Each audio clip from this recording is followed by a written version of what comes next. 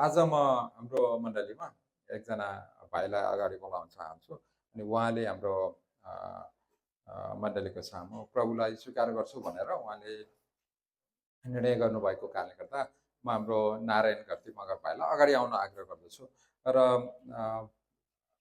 तपाईँहरू सबैजनाले देखाउनु भएको परमेश्वरको प्रेम लाई उहाँले देख्नुभयो, उहाँले बुझ्नुभयो र उहाँले ल अगाडि आउनुहोस् न अनि उहाँले स्वीकार पनि गर्नुभयो र आज मण्डलीको सामु प्रभुलाई आफ्नो मुक्तिदाता आफ्नो प्रभु भनेर स्वीकार गर्ने उहाँ आफैले निर्णय गर्नुभएको छ अनि हामीले उहाँलाई हतार गराएका पनि होइन होइन अघिल्लो हप्तादेखि नै उहाँ तयार हुनुहुन्थ्यो र पनि हामीले एक हप्ता चाहिँ हामीले प्रार्थना गरेर हामीले उहाँको निम्ति तयारीमा छौँ। प्रभुले उहाँलाई धेरैभन्दा धेरै आशिष दिनुभएको होस्।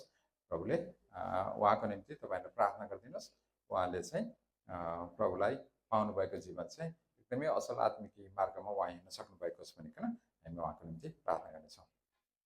अनलउरी नारायण 형제가 예수님 연접 한다고 오늘부터 예수님 믿고 산다고 이렇게 결정했습니다.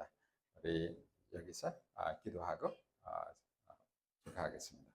먼저 हामी प्रार्थना गरेर उहाँको निम्ति हामी अगाडि उहाँले प्रभुलाई गर्नुहुनेछ। हामी म एउटा प्रार्थना भन्छु, तपाईले मेरो प्रार्थना मैले भनेको प्रार्थना चाहिँ तपाईले दोहोऱ्याउनुहोस् है। प्रभु येशू म तपाईलाई धन्यवाद दिन्छु। तपाईले मलाई प्रेम गर्नुहुन्छ भन्ने थाहा पाएको छु। प्रभु तपाईको प्रेमको निम्ति म तपाईलाई धन्यवाद दिन्छु। प्रभु तपाईले मेरो पापको निम्ति आफ्नो क्रुसको बलिदान दिनुभयो। तपाईले बहाउनु भएको रगतको कारण म शुद्ध भएको छु। तपाईले मलाई अँगाल्नु भएको छ। म तपाईलाई धन्यवाद दिन्छु। पवित्र आत्मा तपाई मेरो हृदयमा आउनुहोस्। मलाई धुनुहोस्, मलाई पखाल्नुहोस् र मेरो हृदयको केन्द्रमा बस्नुहोस्। आजदेखि म आफू होइन तर तपाई म भित्र बसेर जिउनुहोस्। मलाई सहायता गर्नुहोस्। म प्रभु परमेश्वर पितामाथि विश्वास गर्दछु। तपाईले मलाई प्रेम गर्नुहुन्छ। म पुत्रमाथि विश्वास गर्दछु। माथि विश्वास गर्दछु। तपाईले मलाई क्षमा दिनुहुन्छ। म पवित्र आत्मामाथि विश्वास गर्दछु। तपाईले मलाई भरिपूर्ण जीवन दिनुहुन्छ। मेरो जीवन तपाईको हातमा राख्दै प्रार्थना माग्छु प्रभु येशू ख्रीष्टको नाममा। म मेरो जीवन तपाईको हातमा राख्दै प्रार्थना गर्छु प्रभु येशू ख्रीष्टको नाममा। आमेन। हामी हाम्रो भाइले प्रभुमा गर्नुभएको छ। हामी ताली बजाएर उहाँलाई धन्यवाद दिनेछौँ। अब म एकचोटि उहाँको निम्ति म व्यक्तिगत प्रार्थना गर्छु र प्रभुको चरणमा राख्दछु।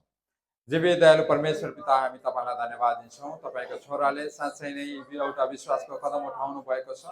प्रभु आज हामीलाई विश्वास छ तपाईको स्वर्गदूतहरू पनि स्वर्गमा खुसी छन्, किनभने तपाईँ हाम्रो परिवारमा एकजना छोरा फेरि जन्मेको छ, एकजना छोरा थपिएको छ। प्रभु तपाईले छुनुहोस्, प्रभु तपाईले चलाउनुहोस्। ओ प्रभु तपाईले दिनुभएको जीवनको निम्ति हामी तपाईलाई धन्यवाद दिन्छौँ। तपाईले दिनुभएको त्यस मुक्तिको निम्ति हामी तपाईलाई धन्यवाद दिन्छौँ। प्रभु अझै हाम्रो नारायण भाइले जान्नुपर्ने, सिक्नुपर्ने, अघि बढ्नुपर्ने कुराहरू धेरै छन्। प्रभु तपाईले बिस्तारै पवित्र आत्माको अगुवाईमा उहाँलाई सिकाउनुहोस् भनी हामी प्रार्थना गर्छौँ। प्रभु ओ प्रभु तपाईले छुनुहोस्, तपाईले चलाउनुहोस्। प्रभु आफ्नो छोरालाई तपाईले पवित्र आत्माको मार्गबाट अगाडि बढाउनुहोस् भनी हामी प्रार्थना गर्छौँ। उहाँको जीवनमा आउने हरेक चुनौतीमा प्रभु तपाईलाई विश्वास गरेर, ओ प्रभु तपाईलाई सम्झेर प्रभु उहाँ अघि बढ्न सक्नु भएको होस्। नजानेका कुराहरूमा तपाईले सिकाउँदै, उहाँ कमजोर भएको अवस्थामा तपाईँ उहाँको बल शक्ति हुँदै, ओ प्रभु तपाईले उहाँलाई साथ दिनुहोस् भनी हामी प्रार्थना गर्छौँ। उहाँको शरीरलाई हामी तपाईको हातमा राख्छौँ, तपाईले पूर्ण चङ्गाइ दिनुहोस्। उहाँको दिमाग, उहाँको सोचाइलाई हामी तपाईको हातमा राख्छौँ, तपाईले छुनुहोस्, तपाईले शान्ति दिनुहोस्। उहाँको हृदयलाई हामी तपाईको हातमा राख्छौँ। प्रभु त्यस हृदयमा तपाईँ बास बस्नुहोस् भनी हामी प्रार्थना गर्छौँ। प्रभु हामी नारायण भाइलाई तपाईको हातमा राख्दै प्रार्थना माग्दछौँ। हामीलाई प्रेम गर्नुहुने प्रभु येशू ख्रीष्टको नाममा। आमेन। म्यान आउनुहोस् हामी सबैजनाले ताली बजाएर हामी भाइलाई हामी बधाई दिनेछौँ। ल प्रभुमा तपाईँ नयाँ जीवन पाउनु भएको छ, प्रभुले तपाईँलाई आशिष दिनुभएको छ।